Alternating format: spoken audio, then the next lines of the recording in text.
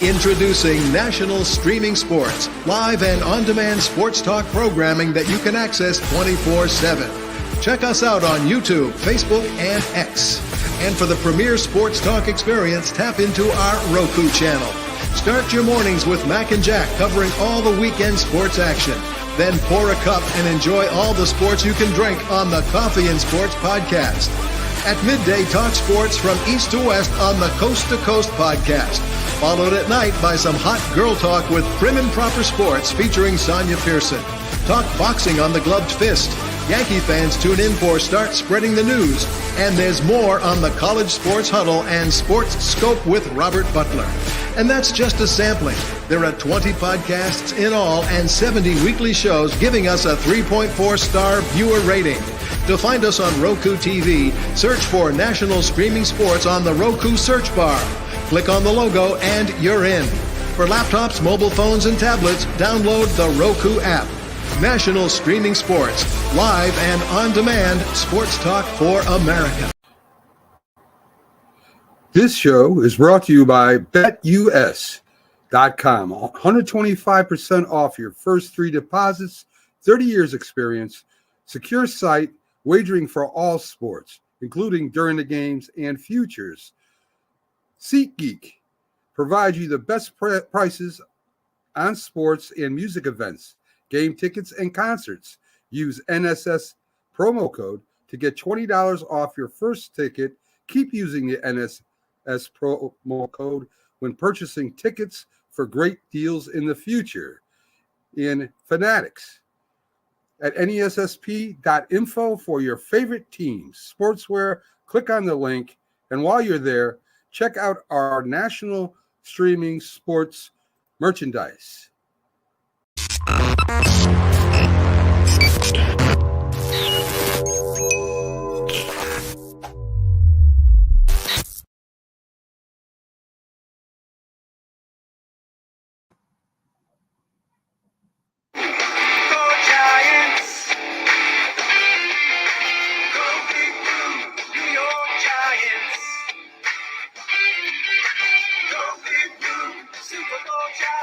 Yeah, those were the days, Bobby. Yeah, Super Bowl Giants. Those were the days, man. I mean, there's no Super Bowl coming this year for sure, and not in the near future the way they're playing right now and the way they're being coached right now. So, welcome to the Big Blues Brothers show. I'm Macman and Big Bobby G. We're going to take you through all the Giants news, good, bad, and ugly. A lot of ugly out there today. And first, Bobby, I want to get your views on the overview of the game against the Eagles. What are your thoughts on that? So the Giants actually, when they came out, the defense came to play the game for sure. They had 4 sacks in the first half. Unfortunately, the Eagles defense also had 3 sacks in the first half and harassed Daniel Jones to nauseam. It seems to me like every time, and I don't know if it's just me, but every time the Giants lose a player like a Thomas at left tackle, or you could just plug in a name, it seems like losing one person, one star on our team, and our team is a completely different team. I don't care who's coaching them. I don't care who the general manager is. I don't care what year it is. It seems to me every single time we lose one player, just one player, the whole team seems to fall apart on that side of the ball.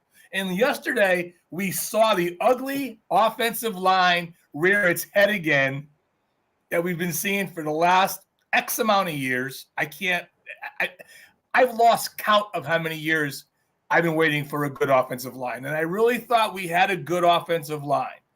So the Giants, in their wisdom, draft a guard. And they move a guard to tackle. When most teams move a tackle who they feel can't play on the outside because of maybe a speed rusher, they move him inside. No, not us. We take guards and move them outside. Yes, because we're smarter, I guess, than everybody else. No one else does it but us. And what you saw yesterday is what happens when you do something as foolish as that. Now, I read an article right before we came on that Dable is is now rethinking what they might do with the offensive line next week, and we can talk about that and guess who Neal's going to play or who's going to play where, and they're going to move the right tackle to left. I don't know. Anyway, again, going back to the offensive line, one player, and he's gone for the year, but one player has. It looked like, at least in a short snippet of time, it looks like that one player has derailed the whole offensive line, at least in one game, anyways.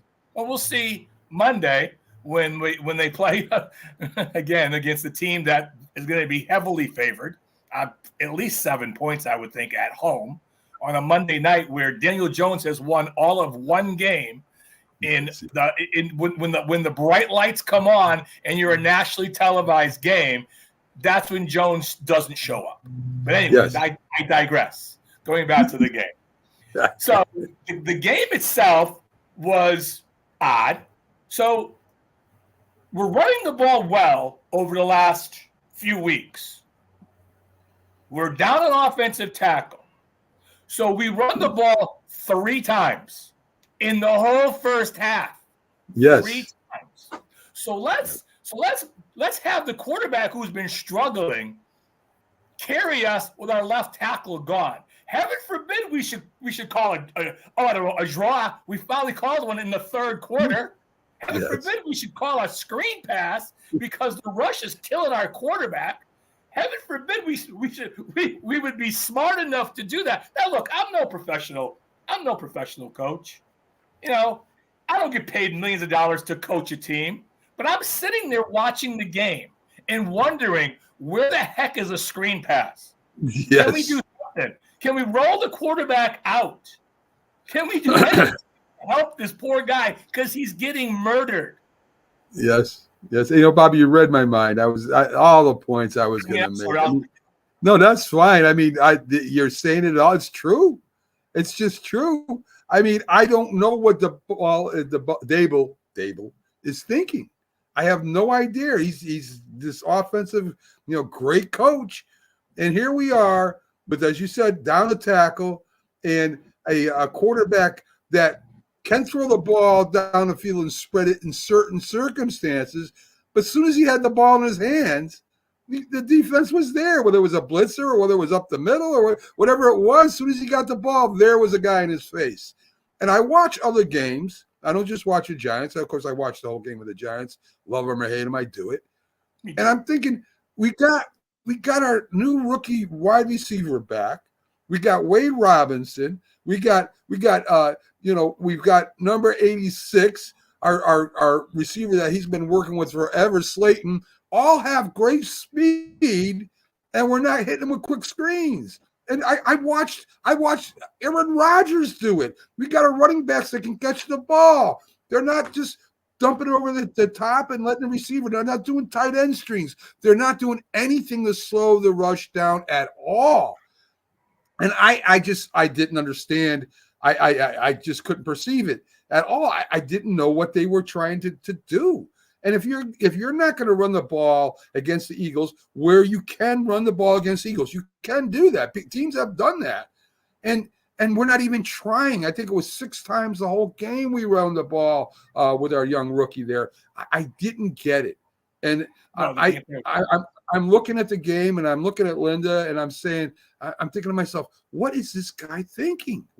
And there was no adjustments at a half, except we're going to do draws when there's 2 minutes left and call timeouts. The game's over, buddy. You missed the boat. What are you doing now? Let it run out. Let us alone, man. Let it go. And our defense, I mean, Saquon Barkley, I knew was going to have a big game against us. He had 176 yards in 3 quarters. He probably ran for over 200 if he stayed in the fourth. And eventually that wears the defense down. When it gets to the fourth quarter, me and you could run the ball again, Bobby, and we would pick up yards because that defense was just beat up and couldn't stand up to any of the run that the Eagles put against us. Now, our defensive backs.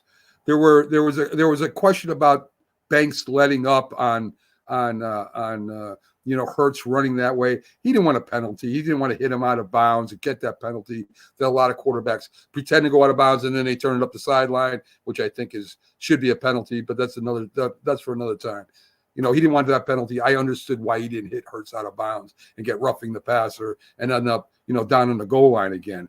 But he threw for 108 yards, 1 touchdown to Brown. That was it. It wasn't like he tore us up. He had a couple tush pushes for 2 touchdowns. I mean, the defensive backfield, again, played really well. The line in the first three quarters played really well as far as holding up, getting pressure on Hurts. It just, in the fourth quarter, we didn't make any kind of adjustments at halftime, Bobby, and that's what really ticked me off.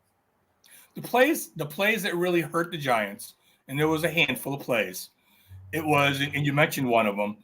The first one is Saquon's 40-yard run, and that set up the Then and Saquon comes out of the game. He goes back in. He scores a touchdown. So, but that was set up by that 40-yard run. That was in the first quarter, 7-0.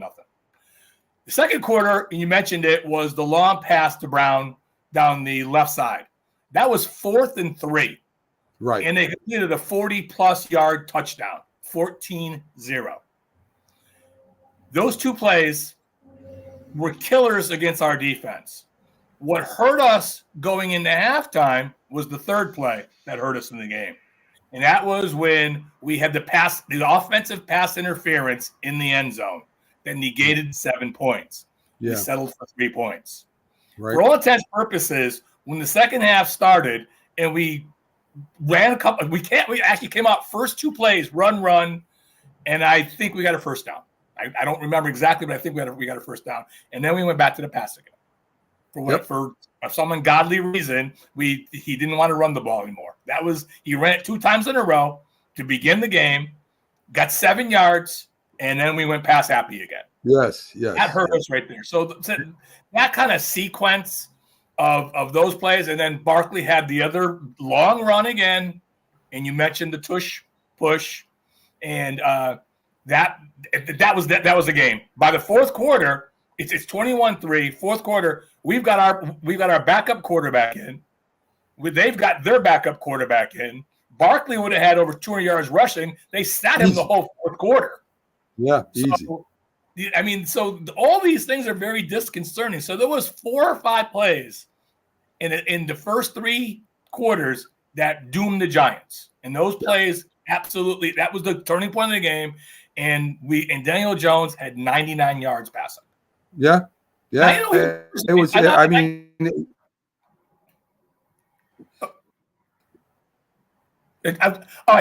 I lost you there for a second. I'm sorry. No, I was saying Daniel Jones had 99 yards passing. That's okay. That's it. Right. So I don't know, Bobby. I'll give you the stats I got here. How you doing, Rick Sherlock? Big loyal fan of National Streaming Sports. Glad to have you on here. So as you said, Barkley had 176 yards, and we passed. Jones throws for 99 yards. You're correct. Tracy only gets 6 carries for 23 yards, all in all. Neighbors only gets 4 receptions for 41 yards, and Jones is sacked 8 times. And it was just it just went downhill for there. And again, I don't know what the Dable's thinking. I don't know what his game plan was against a pretty good defense. We would agree the Eagles have a pretty good defense, especially with their pass rush. Their linebackers are pretty good too. I didn't understand what he was trying to do, and I'm glad they took Jones out, to be honest with you, because here, New York fans, that's what you got. If you really want your second string quarterback who can't throw the ball, not even as well as Daniel Jones, there you go. That's everybody's been saying, put him in. It don't matter. If that line can't block, it doesn't matter.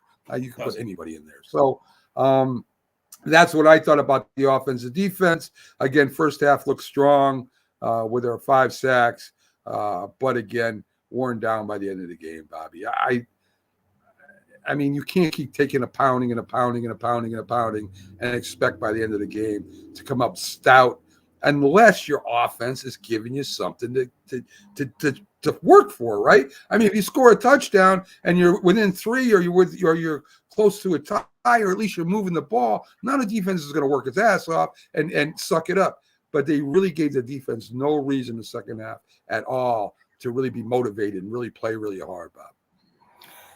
Well, you're looking at some of your, and you're going over the stats here, and talking about what we saw, an overall team, and you mentioned how the defense kind of wore down a little bit. The offense right now at home is scoring 7 points a game this year. Yes. That's their average. Their overall is under 14 points a game, slightly below 14 points a game. I know we said it last week. You can't win in today's NFL where it's pass happy. It's made for offenses. It's made for scoring.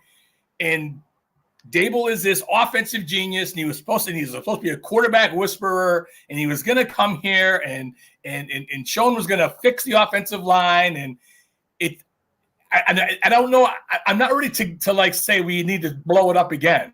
I don't think we need to blow it up today, but we're getting close to that, Joe Judge type of season. Yeah, really I agree. And I don't know either. And I don't know who you would put in charge or who the interim coach would be if you do that. And, listen, I'm going to tell you, the owner of Mara and Tish, I know they have no problem in firing a coach in midseason if they have to, if they feel it's necessary. And I think Mara's not happy with that group already for letting Saquon go. And I know it's a little both ways, but that was our face of the franchise, if you would. And they could have worked something out right after that last year or at the end of last year. They could have signed him and gave him the extension, and Barkley would still be there right now. And I don't know if we would be winning more, but maybe we win. Maybe we win 1 or 2 games. I don't know, more than we are right now. I have no idea. But you're right. He's the face of our franchise, though. Totally. Yeah. When you think of the New York Giants, he's the first person that you think of. Defenses have to scheme for him. He keeps people up. The defense coordinators, some other teams, up at night, and that's what you want from an offensive player. And who on our offense right now? Who on our offense keeps a defensive coordinator up at night? I mean, even Neighbors didn't look that good. I know it's his first game back, but he didn't even look that good, really. So he was frustrated. He said, I said he was. He was frustrated. He said, and I don't know. I looked at a play. Said, look at the tape. I'm open. So I looked at the tape, and he was kind of open. So he was frustrated. Yeah. Well, what Bill Parcells says, Rick mentioned him with Mark Bavaro with Phil Simms. Phil Simms came off the field. He says, "How come he didn't throw to Bavaro?" He said, "Well, he was covered." Bill Parcells says, "No, he's not. He's never covered. Just throw the ball to Bavaro." So throw it to him. He'll catch the ball. Okay. So I wish we had Mark Bavaro. Yes, I would too. So go ahead. I'm sorry. I do. I don't think you throw to him. We don't like throwing to tight ends, Bobby. I mean, we don't throw it to the tight ends. So who knows? Maybe I'm just going to. We had 2 passes. One was nullified, and Bellinger caught a pass. We never threw another pass to Johnson the rest of the game. That was it. One nullified pass. We can't. I don't know. We said every week. We talk about this every single week about the tight end getting him involved. And they don't. I don't know. I don't know, Bobby. But I do know we have your New York Giants trivia question for today. So, Bobby, this is a trivia question. What season did Eli Manning throw for 31 touchdowns? 31. Eli had one of his best years in this year. So we'll leave it out there. At the end of the show, we'll revisit the answer with the year that Eli Manning threw 31 touchdown passes. So I think I know what year it is, but I'm not positive. All right. Okay, Bobby. So we'll check it out. But first, I want to talk about a player. And we love talking about Giants history on here because we do have a very rich history. We go back with one of the original teams.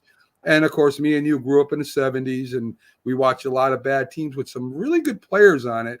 And as we said before the show, we really didn't have coaches back then. We had Alex Webster, and we had, a couple other schmucks that were trying to coach the Giants, and they never could get them together and play as a team. But there's one receiver that holds a lot of records, well, a few records. Very interesting guy. Why don't you tell him a little bit about Homer Jones there, Bob? Homer Here Jones. Wow. He could play today because he was kind of an anomaly of his size and his speed that he had. So you're talking about a wide receiver at 6'2", 220 pounds. And you're thinking about that. That's a linebacker in that era. They weighed 220, 215. And he was bigger than some linebackers. And he could outrun everybody on the field. I mean, you're talking about someone that was so fast, and they called Bullet Bob Haynes the fastest human being alive.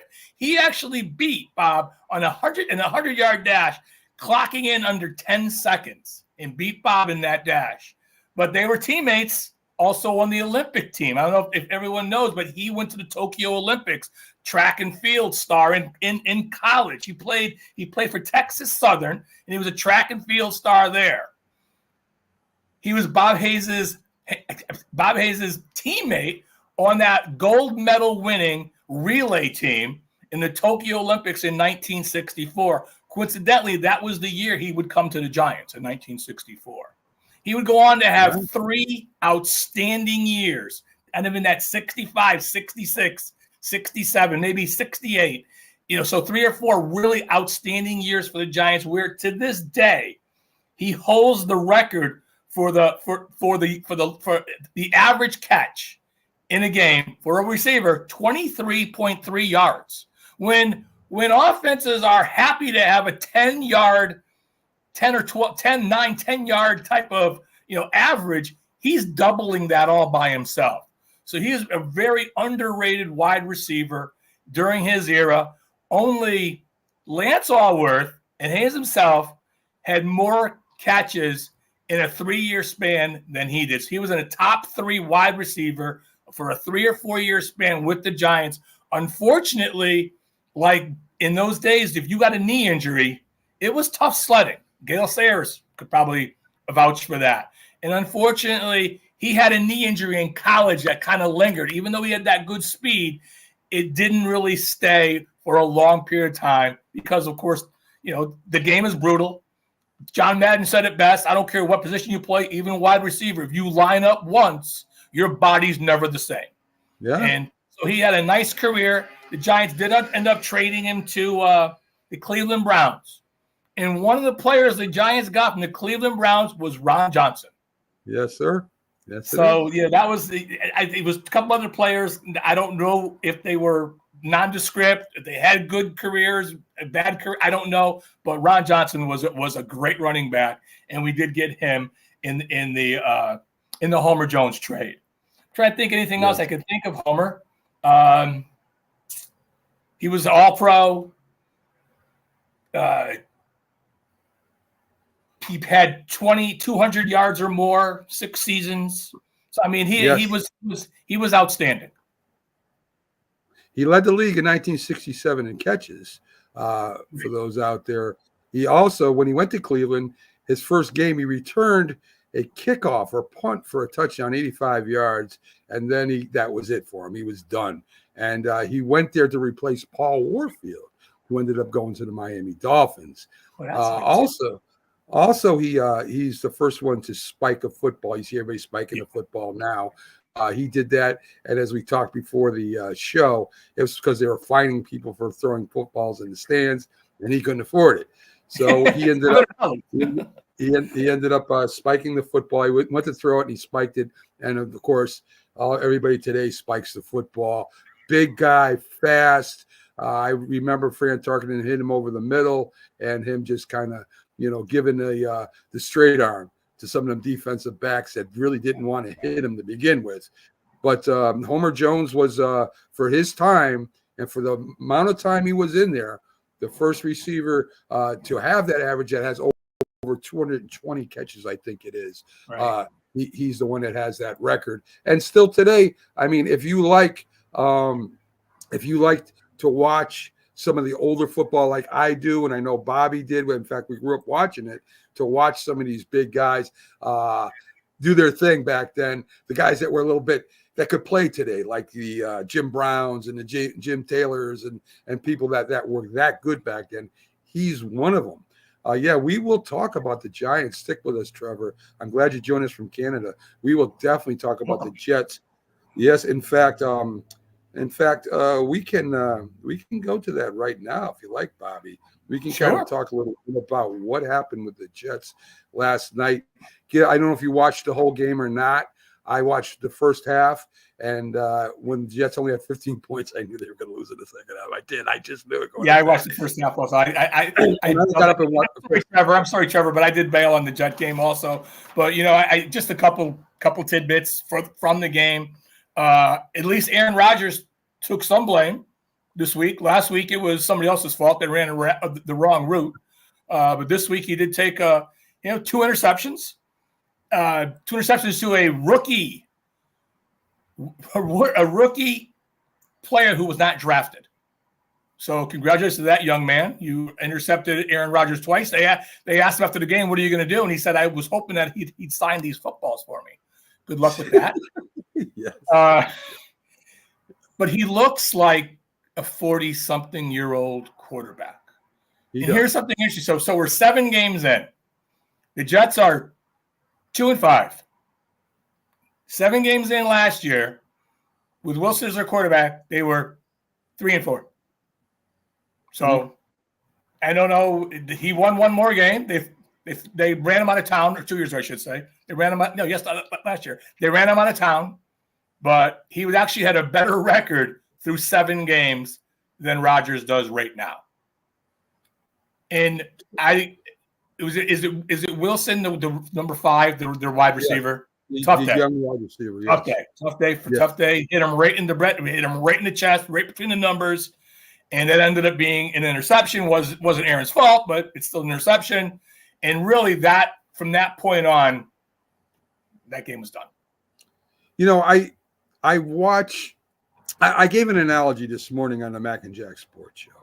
Everybody knows who Chef Ramsay is, Hell's Kitchen, and he also has a series called Kitchen Nightmares.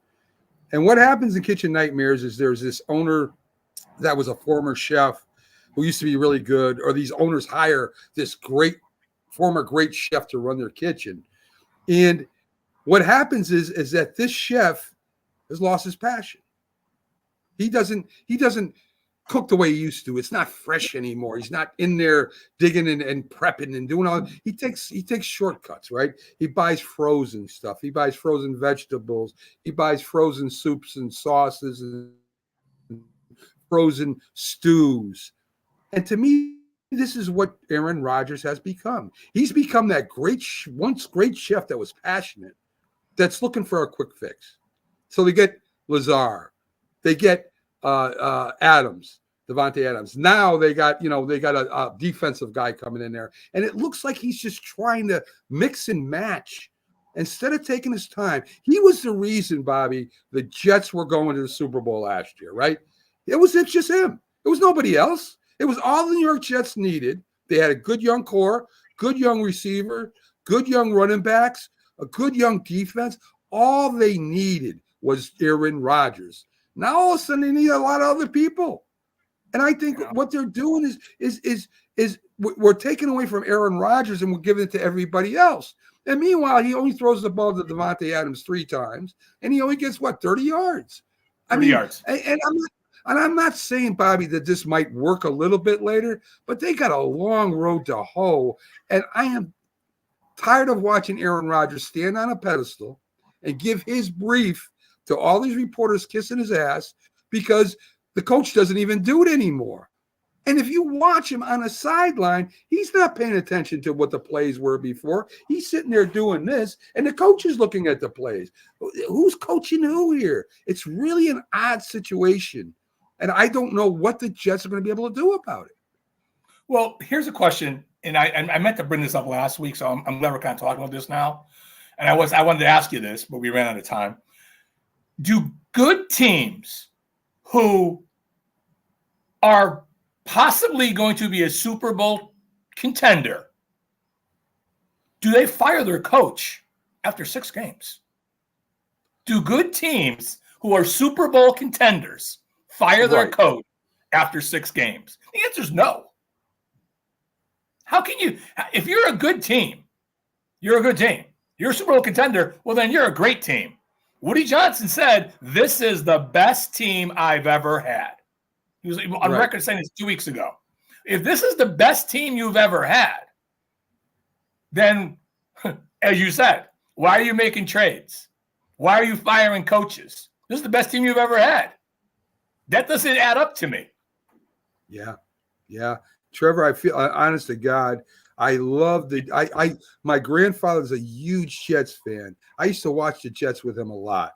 I liked the Jets. I liked what they did in the 80s with the Sack Exchange and Richard Todd and Emerson Boozer. I liked that team. I really did. I thought they were competitive, and we almost got a shot to play the Super Bowl against them. I would have loved that.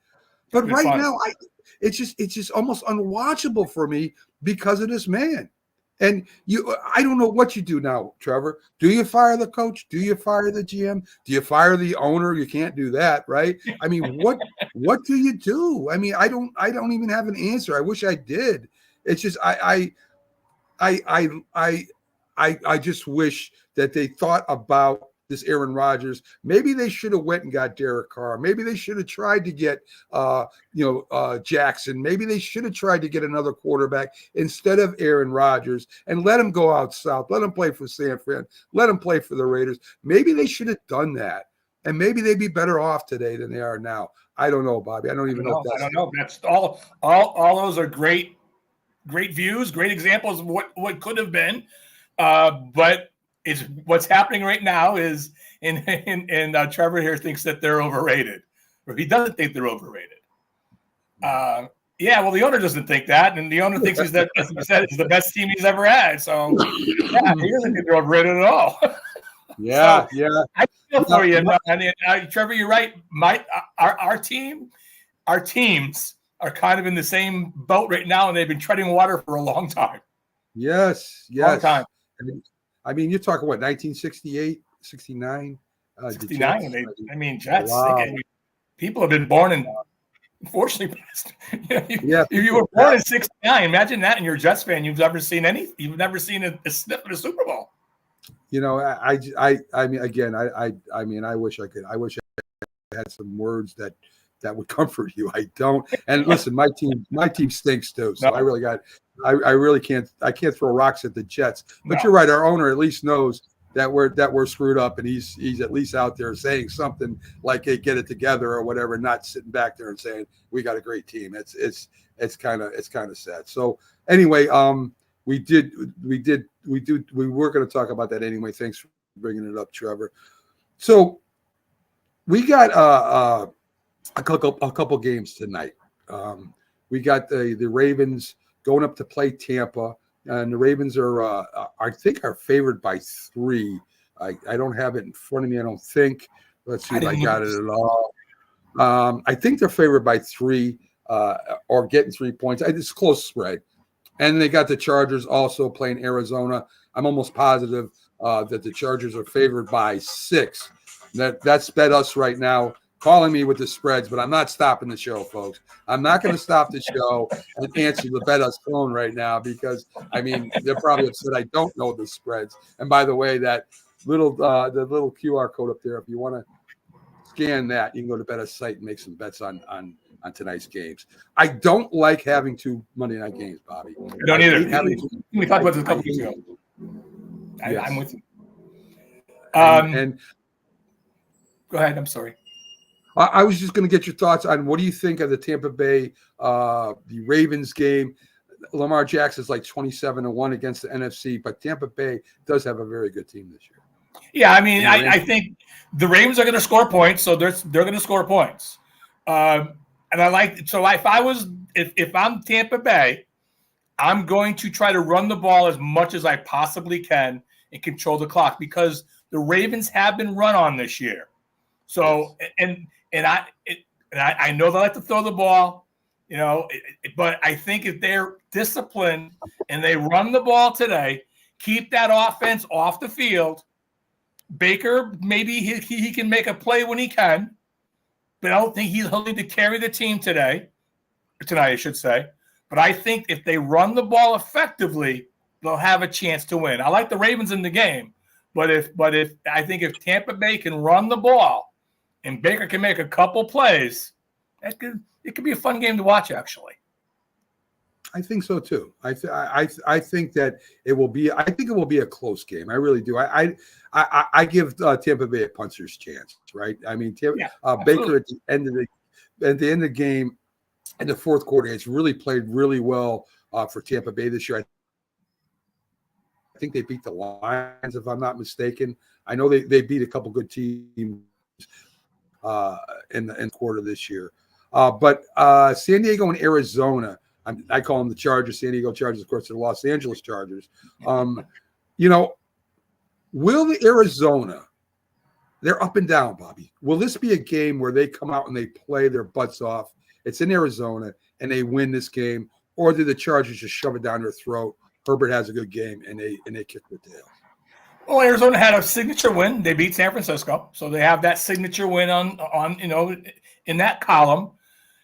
That being said, it's another. I think Harbaugh runs the ball against them. They could be had on. They could be had from an offensive standpoint, running the ball on them.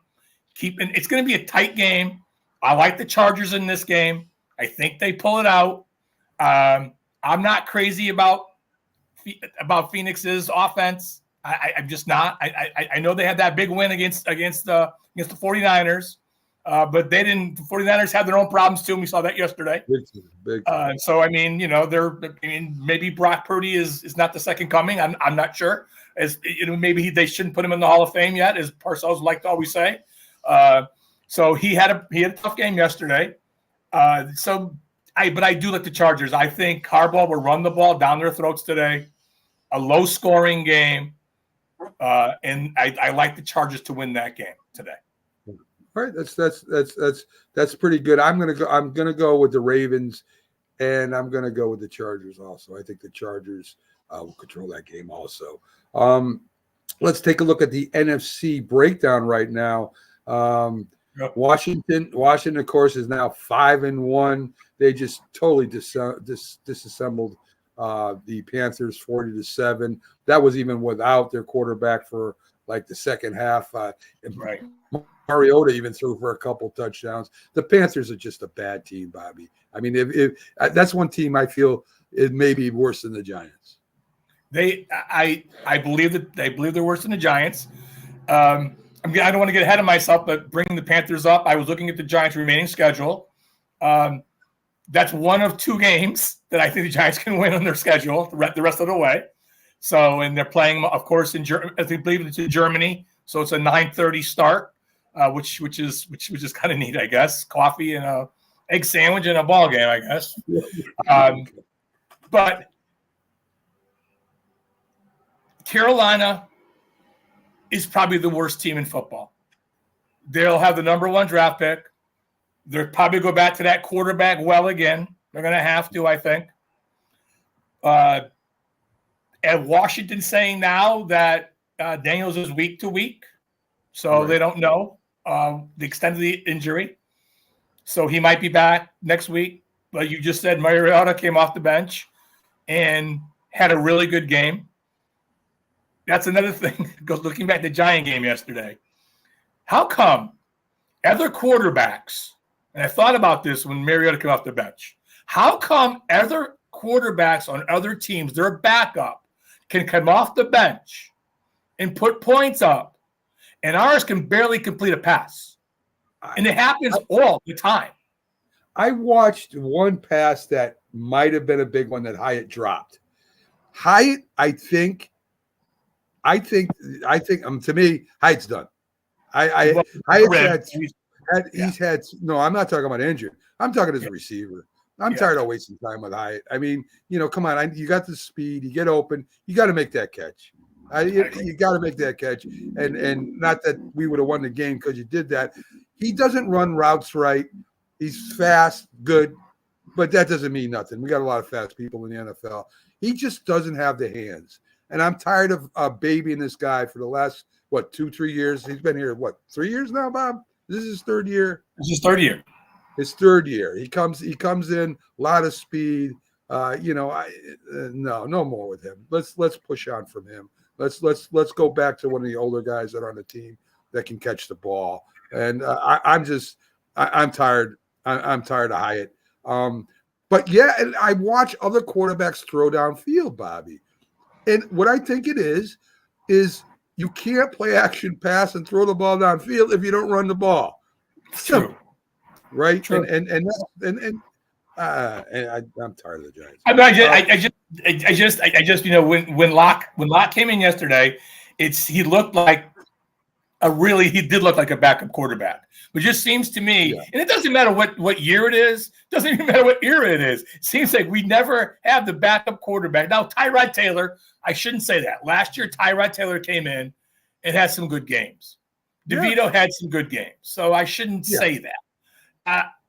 I think, you're talking about Hyatt. Taylor and Hyatt had a really nice little thing going there for a while, a few games last year. Yeah, he aired the ball out, and Hyatt ran after it and got it. Yes. So, it's like Fran Tarkenton said, and going back to Homer Jones, Fran Tarkenton said, I could never overthrow him.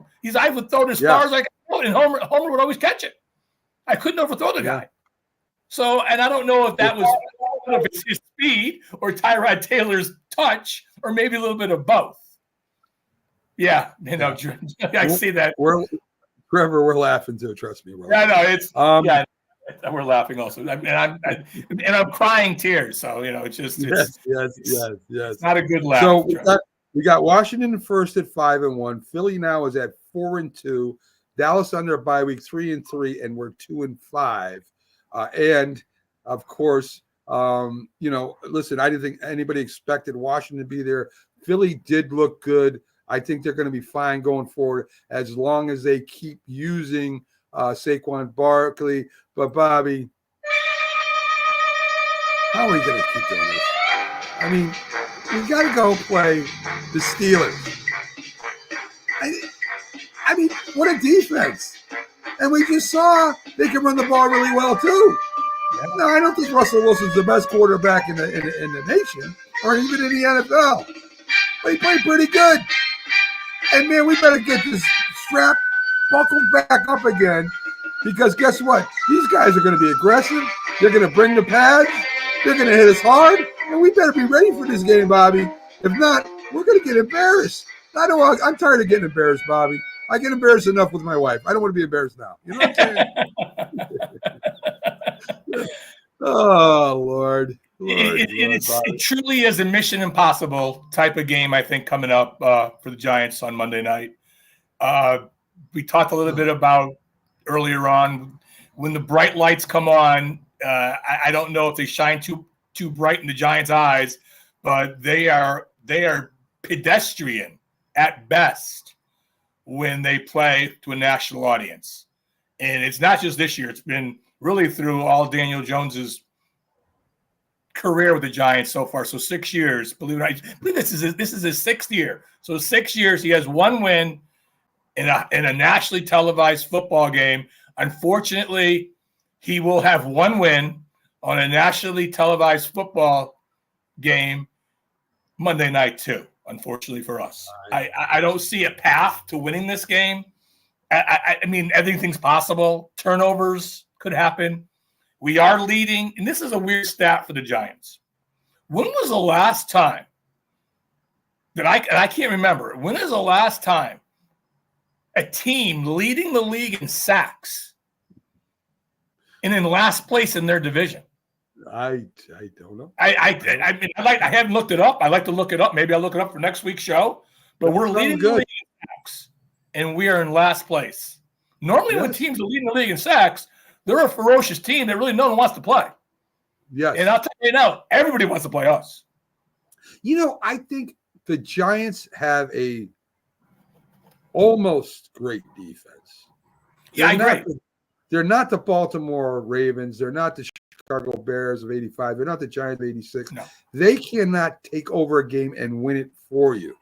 I was looking for that pick six or a fumble scoop or a play. I was looking for that at the end of the game. And not that we don't turn the ball over. We do, but we don't do nothing when we get it. They don't come out and win the game 10-6 for you. That's not their defense. Their defense isn't built like that. Their defense is to put pressure on the quarterback, get a couple turnovers, and give the ball back to the offense. And right now, we just don't have an offense that can do anything with it.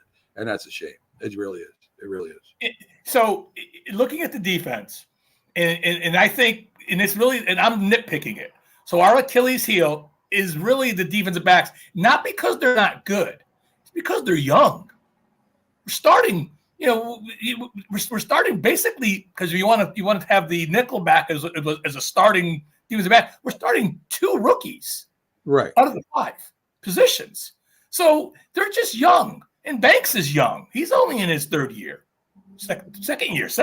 Yeah. And and I'm not sure he might be a shutdown corner. I don't know. We don't know that yet. It took Corey Webster a few years to kind of before the light bulb went off, and Corey became a hell of a ball player for us as a defensive back, and not quite a shutdown corner, but close enough that he was able to really take on the number 1 receivers of other teams. And really give them a go for their day against the Giants defense. So he was so I don't know if Banks is a Corey Webster or if Banks is going to be I don't know, somebody who just another 1st-round draft pick that just didn't pan out for the Giants. Because right now you look at the Giants' 1st-round draft picks over the last couple of years, and it's not good. No, it's not. It's not. I want to draft another quarterback. There's no doubt about that. There should be no excuse for not drafting a quarterback for next year. And I haven't even looked at him yet, Mac. I haven't looked at the. I read a little bit about the college. I don't watch a lot of college football. I watch a little bit. Yeah. But, so I'll get more in once the bowl games come around, and I'll kind of get, when December rolls around and I'll watch some of the bowl games, and then I'll start looking at the players and reading a lot of the scouting reports and figuring what we need, who we need. Because right now the Giants, and they need a quarterback. They're not going to get the number 1 overall pick. That's going to, it's going to be probably the Panthers on the number 1, and they're going to pick the best quarterback coming out of. And that doesn't mean he's the best quarterback, but they're going to get the first shot at the best quarterback coming. And then and the Patriots aren't going to take one. No, the Patriots are a bad football team too, and they might be drafting in front of us. Right, but they won't be taking a quarterback. Their guy Drake May. So we're going to be somewhere in the top, I think, 6. I think we'll be. New Orleans has our same record, so New Orleans and us, we have the same record. So they're going to be vying for that 5 or 6 spot too. Right. And I can't believe I can't believe we're talking about the draft. It's not even Halloween yet. Isn't it crazy? Isn't it crazy? They're already saying in social media, wait for Arch Manning. We can't wait for Arch Manning. No, we can't wait for Arch Manning. No, we can't wait for Arch Manning.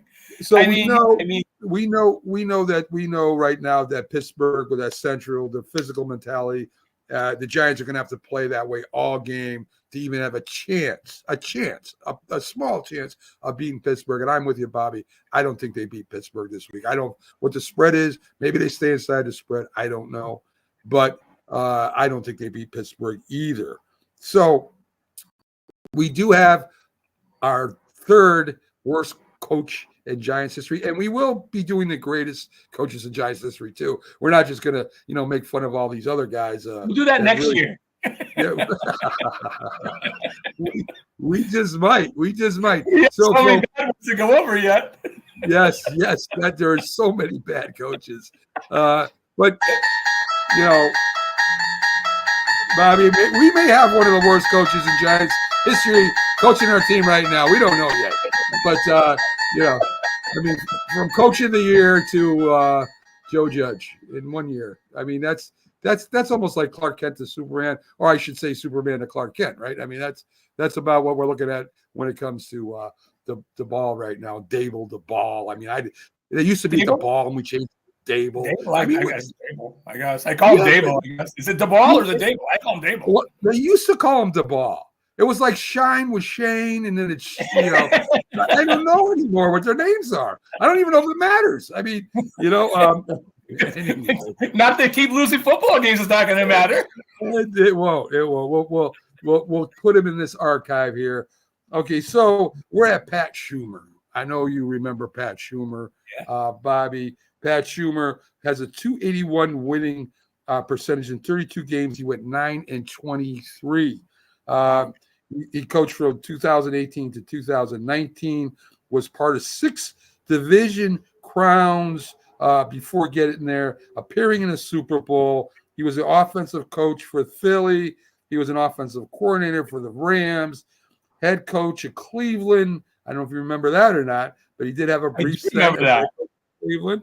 And then he came over here and he said, yeah, it's the Giants. I mean, I'm going to follow the tradition of what's set before me. And I'm going to, like Arnsberger was a great defensive coach.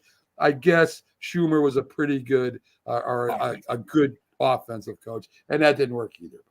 Yeah, I really truly believe that he was hired because Eli was going his tail end of his career, and I think that the ownership thought if they could bring someone in like that, kind of jumpstart the offense, try to get that offensive line right. Because I mean, it's a crying shame what the Maras and the Tisches did to Eli at the tail end of his career when Schumer was there, obviously, and how bad they got the offensive line. And how they didn't really – I don't think that they did enough for Eli.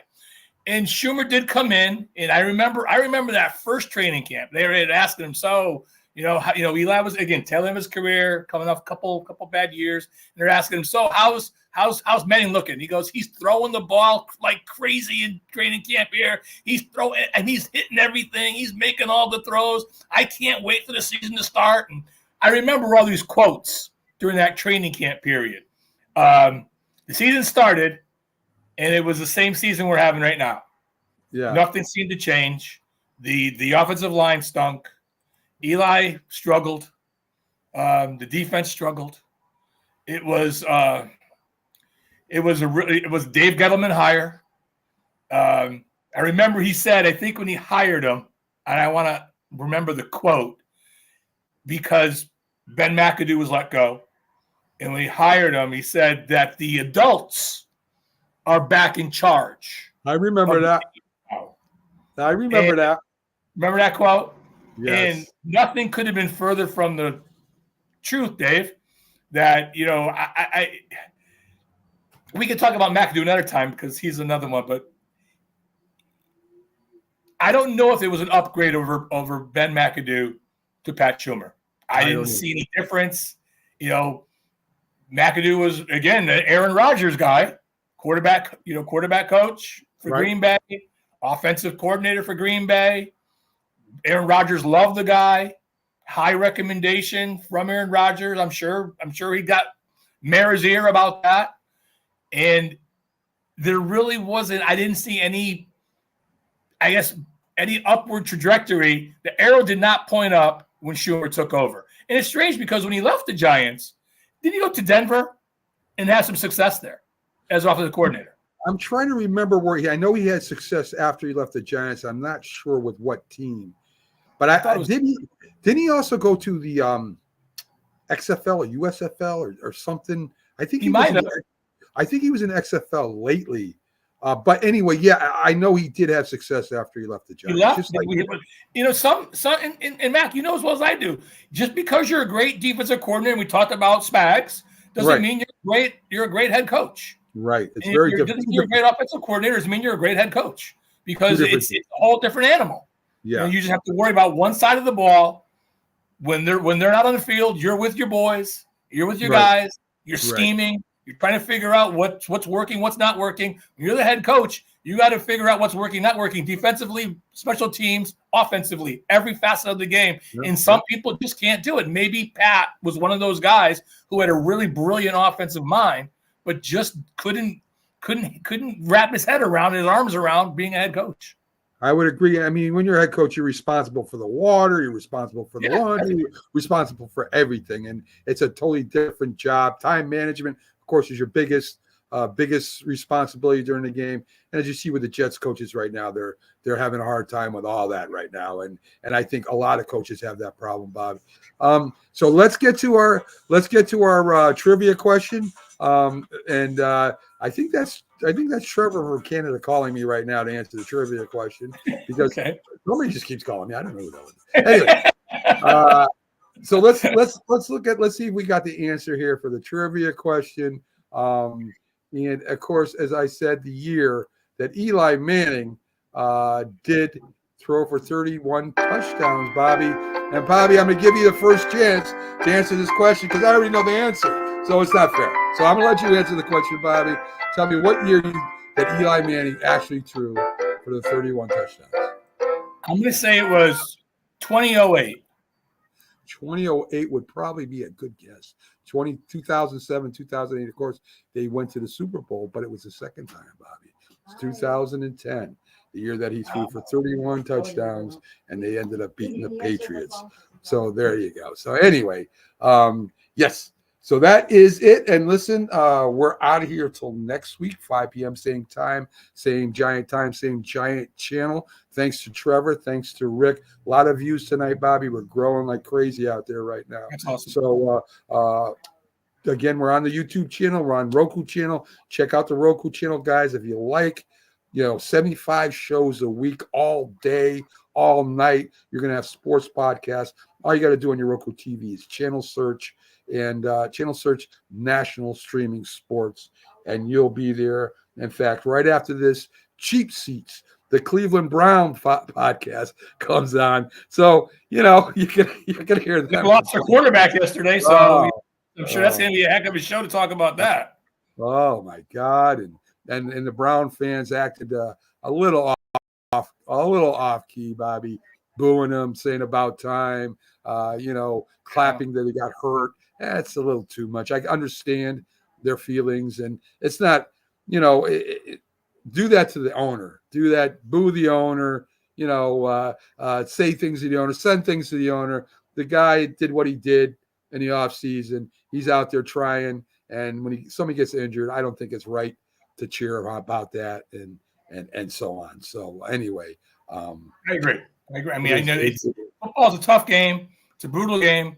Your body, you're never the same again. I mean, a quick story. I knew someone who had a relative who played for the Denver Broncos, and when he retired, after playing 10 years, he retired, and after about 6 or 7 years into retirement, he could barely walk. Yeah. I mean, it's a dangerous game. I mean, Otto Graham had parts of his leg cut off. He was walking around on stilts for his legs after his season was over. And guess what? He said he'd do it all over again.